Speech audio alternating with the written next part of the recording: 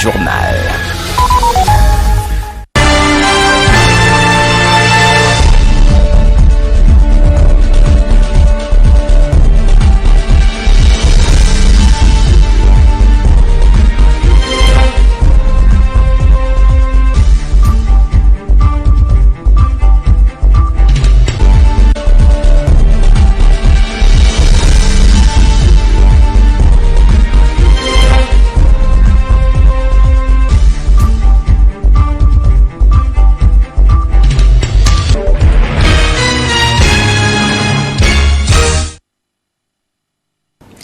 Merci de choisir TPT Plus pour vous informer. Vous êtes la bienvenue dans cette session du journal.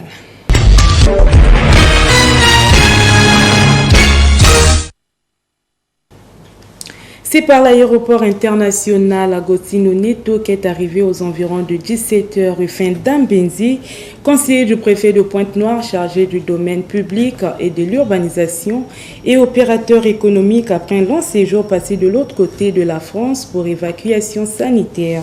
Notre équipe de reportage a été vivre l'ambiance de cet accueil réservé par son personnel. Rendu ici par Prince Tikaya et Armélimat.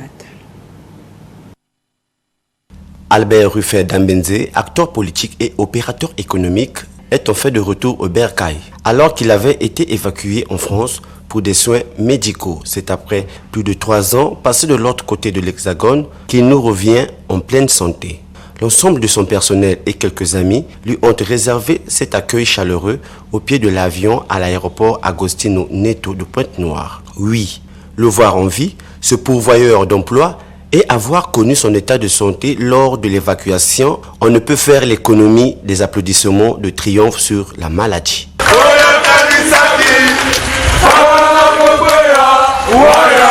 Un sentiment de joie qui pouvait se lire sur quelques visages, tel un père qui a tant manqué ses enfants. S'en est suivi un cortège de triomphe sur l'ange de la mort jusqu'au resto Le Rapide où Albert Rufin Dambenzi a été une fois de plus accueilli par des chants traditionnels d'un orchestre de la place, venu pour la circonstance.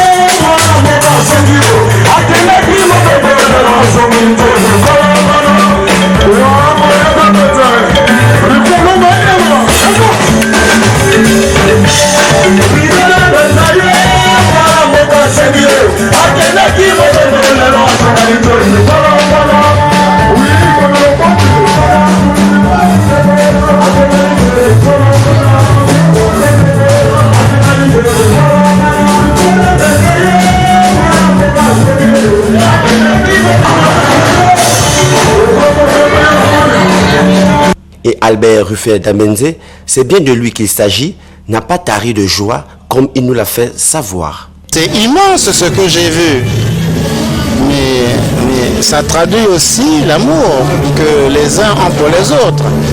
Et ça me rappelle de tas de choses dans ce pays. Et assurément, je peux vous dire que je suis moi-même très satisfait de mon retour. Ça a été très difficile. Très difficile, mais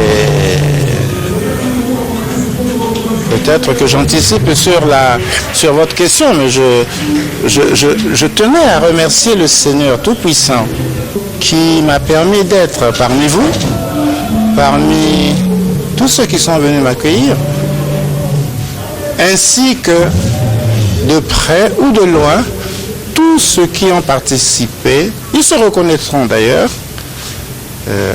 à ce que je puisse changer de plateau sanitaire et se retrouver de l'autre côté. Et donc ma joie, elle est immense.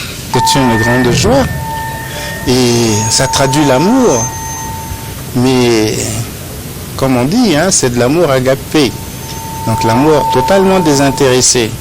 Parce que pour bon nombre d'entre eux, ça a été très difficile. Mais ils ont tenu le coup. Et comme on le dit souvent, on reconnaît les bons amis dans les temps de misère, les temps de galère. Et ça me va droit au cœur. Bon retour au Bercail. C'est ce qu'il faut comprendre de l'esprit qui a animé les agents des sociétés Cotrons et Rapides à l'endroit de leur bien-aimé patron.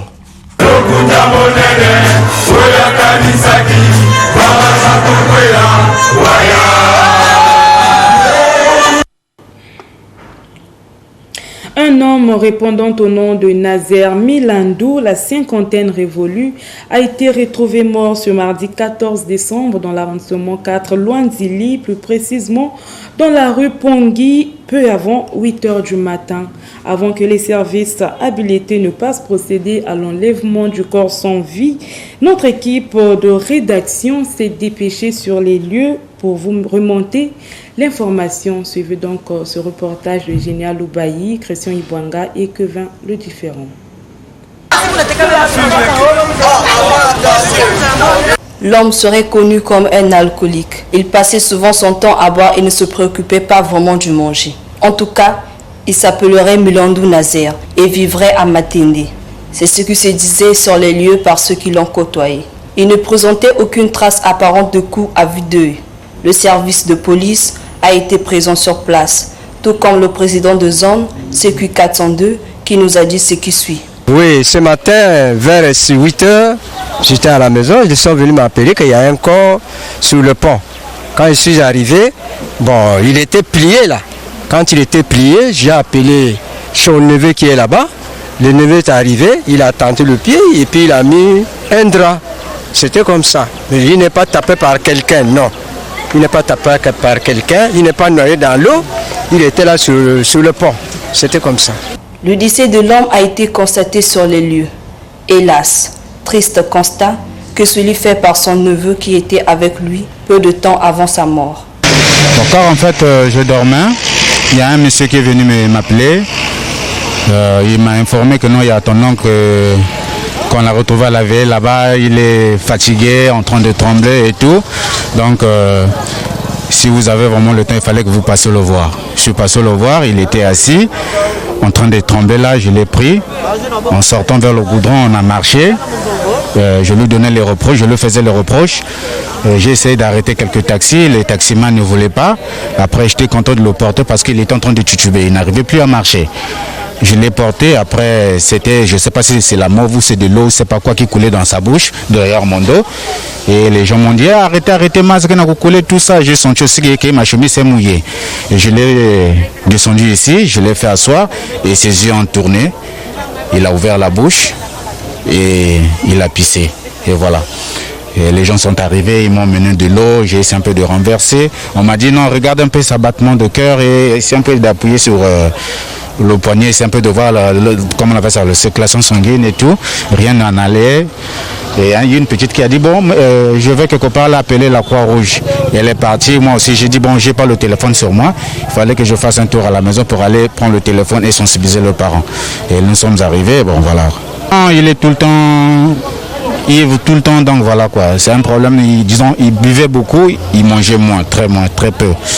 Force est de constater que le nombre des cas de personnes retrouvées mortes semble se multiplier au quartier Luanzili, d'après les populations. La preuve, disent-elles, la semaine dernière, une fille a été aussi retrouvée morte sans qu'on ne connaisse les véritables causes de son décès. Les forces de l'ordre doivent être à pied d'œuvre pour comprendre ce qu'il en est. Mais jusqu'ici, nous restons sur le qui-vive. Car, alcoolique ou pas, c'est un citoyen à part entière qui vient de nous quitter.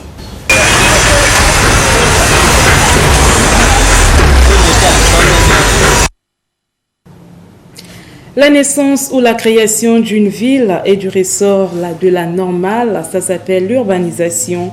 Et lorsque l'urbanisation est sauvage, le résultat, c'est tout ce que nous vivons dans nos quartiers. Le cadre de vie est piteux. Le cas des habitations situées sur la rue Pierre Tikaya de Bompire au quartier Mawata dans l'arrondissement en Lumumba.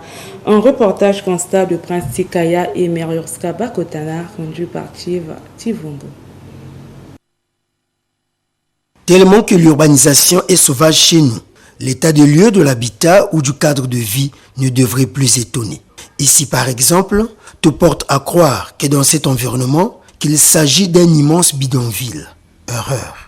Nous sommes en pleine cité urbaine, dans un quartier bien connu à Pointe-Noire, capitale économique, le quartier Mawata, sur la rue Pierre Tikaya de Bompire. Hélas, les conditions de vie dans cette zone déjà marécageuse et cette rue raccourcies autrefois, deviennent infernales, surtout en saison pluvieuse, comme c'est bien le cas présentement. Un habitant de ce quartier tente de nous expliquer l'origine du calvaire qu'ils vivent aujourd'hui. Si on améliorait cette voie, l'eau va circuler tranquillement. La boue là va disparaître. De l'autre côté, il y avait un caniveau comme un pont. L'eau circulait. Il y avait aussi une bûche. Mais les Libanais étaient venus ici avec les autorités de l'État. Ils sont venus fermer. Il reste seulement cet espace catastrophique. L'eau ne circule plus. Ça fait que monter. Donc toute cette partie était bien depuis qu'on a fermé ça. Les caniveaux sont bouchés. Parce que cette rue, c'est la principale de toutes les eaux des quartiers. C'est le propre presque de tous les cadres de vie urbanisés sauvagement. Et ça, c'est lorsque l'État est démissionnaire, que la population est comme obligée de se prendre en charge en se débrouillant comme elle peut pour prétendre avoir un chez-soi. Sinon. Pour les nouvelles mesures de restriction rendues publiques par le ministre de la Communication, porte-parole du gouvernement, révèle ce qui suit: uniformisation du couvre-feu du lundi à dimanche de 23h à 5h, pas de couvre-feu les jours de Noël et de la Saint-Sylvestre, les mariages ont repris vie. Nous avons pu réaliser un micro-trottoir. Suivez donc les réactions des Pontenégrins avec l'Asie destinée Modestie et Melchisedek. Oui, bien sûr, je suis informé de bouche à oreille, comme on dit toujours, mais je n'ai pas suivi les infos directement. Donc j'aurais appris qu'on a quand même changé quelques donnes, s'il faut le dire comme ça. Donc plus de couvre-feu les jours de week-end à partir de 20h. Et j'aurais aussi appris que les jours de fête, de Nouvel An, si j'ai bien écouté, j'ai bien appris que les gens ont fêté normalement en fait. Donc c'est... Non, mais c'est un relâchement, il faut l'appeler comme ça. Et s'ils ont pensé à changer un peu certaines choses, c'est parce qu'ils ont trouvé bon. C'est peut-être qu'en ce moment-là, le taux de contamination de la Covid a peut-être baissé. Et peut-être que le taux de vaccination aussi a augmenté. Et voilà pourquoi ils ont peut-être pensé changer cela. Mais je pense que ça apporte quand même quelque chose de bien. Pourquoi? Parce que le week-end, souvent les gens ils sont précipités à rentrer vite chez eux et après les véhicules ça roule à tombeau ouvert. C'est à vive allure, c'est les excès de vitesse et après ça cause des accidents aussi. Donc je pense qu'au moins 23h, chacun est peut-être mieux préparé pour rentrer chez soi. Mais la manière qu'on a fait là, vraiment, c'est très content. Je suis content de ça, vraiment. Vraiment, je suis très content. Parce qu'à chaque fois, le samedi et le dimanche, le 20h couché, parfois tu vis loin, tu travailles loin, mais le temps pour repartir à la maison, parfois c'est trop tard.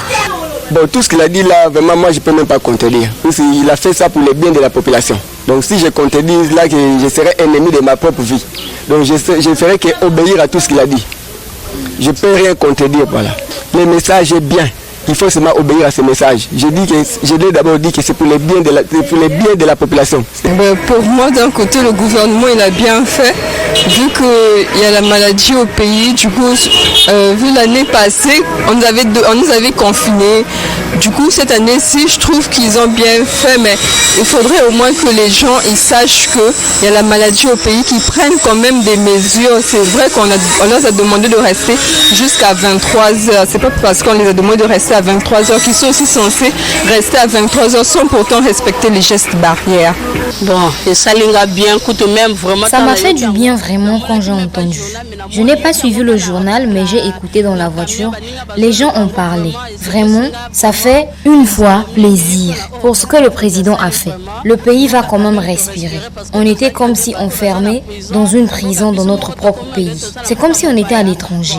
C'est pas aussi de leur faute parce qu'il y a la maladie. Mais quand même, ça va. La paix est rentrée. Nous aussi, on va respirer. C'était difficile, les jours du couvre-feu. Samedi et dimanche, il y avait les accidents, les embouteillages. Les gens pour rentrer chez eux, c'était difficile. Mais là, vu que le couvre-feu est ramené à 23h, nous sommes dans la joie. Que ça continue comme ça. Bon, pour les fêtes aussi, nous sommes dans la joie pour les enfants. Ils vont jouer, sauter, ils vont prendre le jus avec les amis. Mais l'année passée, on était dans les maisons. Les enfants n'ont pas joué.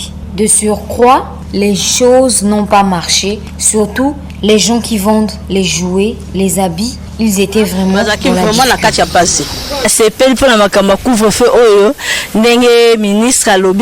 suis dans la joie pour le problème du couvre-feu. Quand le ministre a enlevé ça, comme moi, je vends au marché ces jours-ci. Je suis en repos. Mais je suis dans la joie parce que les jours du marché ont repris normalement. Nous allons bien fêter en tout cas. Nous sommes dans la joie. Que Dieu le bénisse. Tous, nous sommes dans la joie. On avait peur parce que l'année passée, on n'a pas fêté. On était à la maison. Les enfants ne pouvaient pas sortir. Mais cette année, les enfants vont sortir. Que Dieu lui ajoute les jours. Nous sommes vraiment dans la joie. Merci beaucoup, papa. Les nuits de prière aussi ont repris. Le 31, nous irons à l'église. Nous allons aussi prier pour vous, que Dieu vous ajoute vraiment les jours. Parce que moi, je vends. On était obligé de rester dans la maison. Je suis vraiment dans la joie. Il n'y a pas le couvre-feu. Qu'on ouvre les boîtes de nuit. Toutes les choses doivent s'ouvrir et aussi les choses doivent revenir au rabais. Les choses ne font qu'augmenter. Le peuple souffre. Voilà ce que je peux dire. C'est quand même bien ce qu'ils ont fait. On avait des problèmes les mercredis. Il n'y avait pas le marché.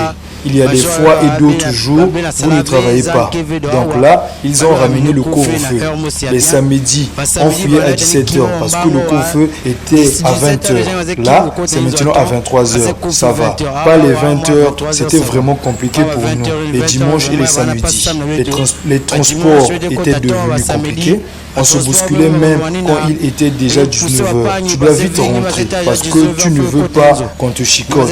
Là, vraiment, je suis dans la joie. Merci pour ceux qui l'ont fait. Merci d'avoir retiré le couvre-feu. Il nous reste seulement les cache-nez. Qu'ils enlèvent ça pour qu'on soit dans la joie.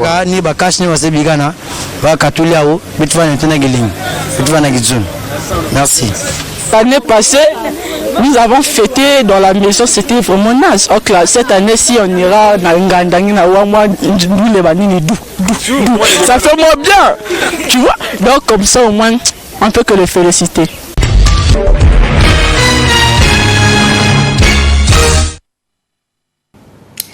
Rendons-nous hors de nos frontières. Des Camerounais continuent de quitter la ville de Koussiri pour se réfugier au Tchad voisin après les affrontements intercommunautaires qui ont fait 22 morts et une trentaine de blessés selon le Haut Commissariat pour les réfugiés. Plus de détails avec Africa News. Des Camerounais continuent de quitter la ville de Koussiri pour se réfugier au Tchad voisin après les affrontements intercommunautaires qui ont fait, selon le Haut Commissariat pour les réfugiés, 22 morts et une trentaine de blessés. Des heurts entre des bergers et des pêcheurs qui ne s'entendent pas sur la gestion et l'utilisation de l'eau ont éclaté le 5 décembre dernier à Koussiri, entraînant le départ de plus de 30 000 personnes vers le Tchad. C'est regrettable parce que c'est des personnes qui ont vécu ensemble. À notre grande surprise, il y a un conflit, nous sommes dérangés. Même de l'autre côté, on est dérangés lorsque nous sommes envahis par nos parents. Depuis jeudi dernier, des militaires ont été déployés dans les rues de Koussiri pour éviter de nouveaux affrontements. Mais la tension reste perceptible dans les rues, notamment au marché de vivres et de bétail, incendié pendant les batailles entre la communauté Mousgoum, composée de pêcheurs, et des Arabes chois, éleveurs depuis des millénaires. Les populations restent terrées chez elles, difficile de trouver de quoi se mettre sous la dent. Même de quoi manger, la population n'en a pas. Nous les ravitaillons comme ça avec du pain qui sort de l'autre côté au Tchad. Nous venons les vendre ici et nous répartons toujours de l'autre côté là-bas pour leurs besoins. Le gouverneur de la région de l'extrême nord est descendu sur le terrain pour tenter de calmer les tensions avant de se rendre auprès des blessés dans les hôpitaux de Koussiri. De sources médicales, ces personnes ont été blessées avec des armes à feu traditionnelles, des flèches et certains ont reçu des coups de couteau. Il faut le dire, la situation se normalise davantage. Et les uns et les autres s'acceptent, reviennent à la raison et implémentent les directives du chef de l'État, à savoir le vouloir vivre ensemble. Comme nous l'avons dit à la veille d'un événement aussi important que la CAN que nous allons accueillir. En août dernier, 45 personnes avaient été tuées et plusieurs dizaines d'hommes blessés dans des affrontements similaires entre pêcheurs et éleveurs dans la région de l'extrême nord. Plus de 20 000 Camerounais avaient trouvé refuge au Tchad et 8 500 n'étaient pas encore rentrés selon le HCR lorsque de nouveaux heurts ont éclaté. À Tombouctou, au Mali, les troupes de l'armée française préparent leur départ. À quelques jours du départ, les soldats effectuent leur dernière patrouille dans les rues de la ville. Un départ symbolique pour plus 8 ans après la première intervention de la France sur le territoire. Africa News. À Tombouctou, au Mali, les troupes de l'armée française préparent leur départ. À quelques jours de partir, les soldats effectuent leur dernière patrouille dans les rues de la ville. Un départ symbolique, plus de 8 ans après la première intervention de la France sur le territoire. En février 2013, François Hollande, alors président de la France, avait déclaré le début de l'intervention militaire dans cette zone afin de combattre les groupes djihadistes. Depuis cette date, Paris a envoyé plus de 5000 militaires dans la région du Sahel. Mais depuis juin 2021, la politique française a changé. Emmanuel Macron a annoncé retirer une grande partie de ses troupes de la zone. D'ici à l'année prochaine, au moins 2000 soldats devraient quitter leur base. Près de l'aéroport de Tombouctou, le matériel des troupes françaises est prêt à être expédié. Les forces françaises ont d'ores et déjà commencé ce processus et sont parties des villes de Kidal et Tessalit, dans le nord du pays. À quelques jours du scrutin national du 24 décembre, certains Libyens redoutent les élections. Au lieu d'être l'élément unificateur du pays, elles pourraient, selon eux, marquer le retour des violences et des conflits, en grande partie à cause de l'absence d'un candidat rassembleur. Plus de détails avec Africa News. À quelques jours du scrutin national du 24 décembre, certains Libyens redoutent les élections. Au lieu d'être l'élément unificateur du pays, elle pourrait, selon eux, marquer le retour des violences et des conflits. En grande partie à cause de l'absence d'un candidat rassembleur. Je ne suis pas très optimiste, car les perspectives sont difficiles. Il y a des différences entre les gens sur les principaux candidats, d'une personne à l'autre et d'un endroit à l'autre. Et tout le monde n'acceptera pas cette situation.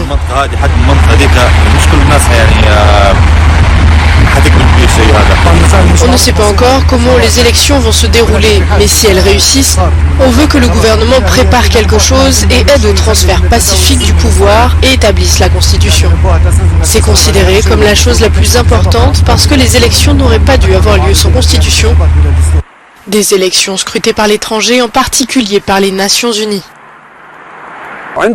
On est inquiet et on redoute le report des élections parce qu'on n'a aucune envie que les mêmes visages que l'on voit maintenant soient au premier plan. On veut un nouveau gouvernement, un président, un nouveau parlement élu, une constitution et aller de l'avant. On en a assez de tourner en rond au même endroit pendant 10 ans. On a espoir que les élections mettent fin au chaos qui a lieu dans le pays et à cet état de rupture et de division par lequel il est passé. En tant que Libyens, on garde espoir dans ces élections qui peuvent mettre fin aux 10 années difficiles que l'État a traversées. Pour certains, un doute persiste à savoir si les perdants reconnaîtront leur défaite. C'est la fin de ce journal. Merci à vous de l'avoir suivi. Au revoir.